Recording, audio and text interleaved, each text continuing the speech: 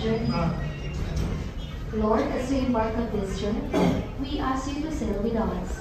May this voyage be peaceful, safe, and comfortable for our valued passengers. Lead your holy angels to guide us through us across your precious waters.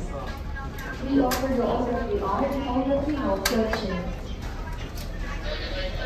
Guide, protect us from all the dangers that we encounter along the way. We offer the success of this trip to you and the destination and safety and comfort. O Mary, consider us sin, pray for us our recourse to thee. In the name of the Father, and of the Son, and of the Holy Spirit. Amen. Sa dining area.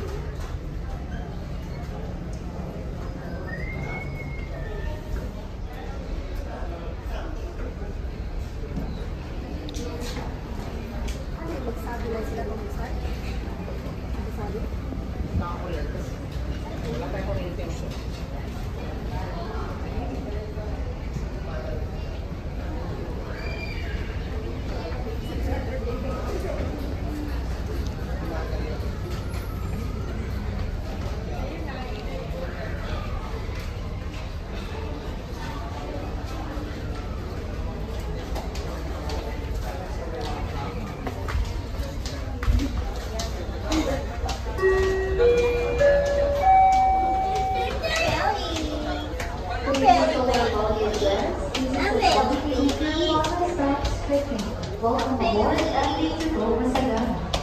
We have just departed at the port of Yerbat and Cebu. In command of the ship is Captain Phil Huevas, Assistant Flight Chief Officer Paulina Navarro, Chief Engineer Berberina Sumito, and the Manager Mr. Alan Palacio. We will be cruising the speed of 90 knots in our estimated time of arrival at the port of Macabala in Cagayan de Oro is at 4:30 tomorrow morning. On behalf of all the officers and crew gathered to Go Masagana, we wish you all a very delightful trip. Mine is tourist class, this is a business class.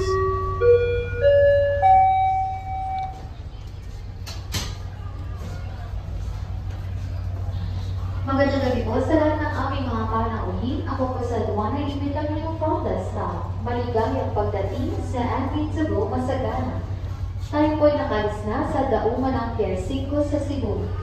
Tayo po ay nasa pangangalaga ni Kapitan Phil Huevas sa tulong ng punong opisyal Roderick Gabar, punong inhinyero Berberino Sumipo at Hotel Manager Ginoong Alan Palacio. Tayo po ay naglalayag sa bilis na 9 milya kada oras. At tinatayang darating sa daungan ng Makabalan sa Cagayan de Oro sa bandang alas 4:30 bukas ng umaga. Sa ngalan po ng mga opisyal sa tawag ng Amin sa Go Masagana, kami po ay bumabati sa inyo ng isang maligayang pagmamalasang.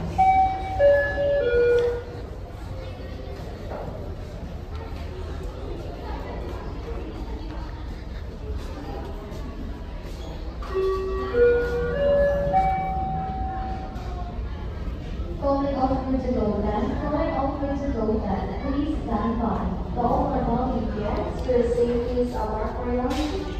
Please direct your attention to our group holding the street of